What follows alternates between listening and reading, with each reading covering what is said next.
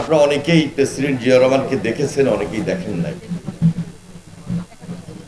আমরা খুব অল্প বয়সে প্রেসিডেন্ট জিয়া যখন বাংলাদেশের রাষ্ট্রপ্রধান ছিলেন, তার এই খাল খনন কর্মসূচির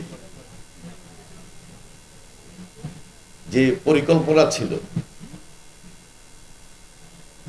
সেই পরিকল্পনার অংশ হিসাবে তার নেতৃত্বে খাল খনন কর্মসূচিতে আমরা অংশগ্রহণ করেছিলাম বলেই পরবর্তীতে রাজনৈতিক জীবনে তার রাজনৈতিক মতাদর্শ, তার রাজনৈতিক দর্শনকে আঁকড়ে ধরে রেখেই ছাত্র রাজনীতি করেছে।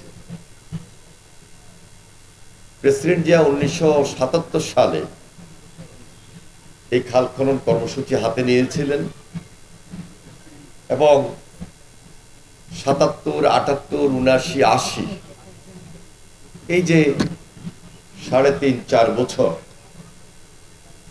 তিনি এই কর্মসূচিটাকে বাংলাদেশের শুধু রাজনীতিতে নয়, সাধারণ মানুষের কাছে খুব জনপ্রিয়তার শীর্ষে নিয়ে গিয়েছিল।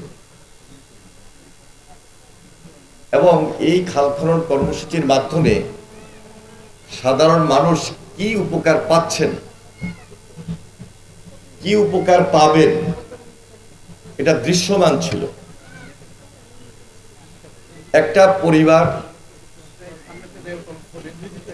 আত্মনির্ভরশীল হওয়া, একটা ব্যক্তি আত্মনির্ভরশীল হওয়া, একটা দেশ প্রকারান্তে স্বনির্ভর হওয়া, একটা সামাজিক বিপ্লব, সামাজিক আন্দোলন তিনি তৈরি করেছিলেন খাল খনন কর্মসূচির মাধ্যমে। খাল খনন কর্মসূচি তিনি নিজে উপস্থিত থেকে করেছেন এবং সে সময় স্বেচ্ছাশ্রমের ভিত্তিতে খাল খনন কর্মসূচি ছিল বাংলাদেশের 2-3টা কর্মসূচির মধ্যে সবচেয়ে গুরুত্বপূর্ণ, জনবান্ধব এবং জনপ্রিয়। তিনি নিজে কোদাল হাতে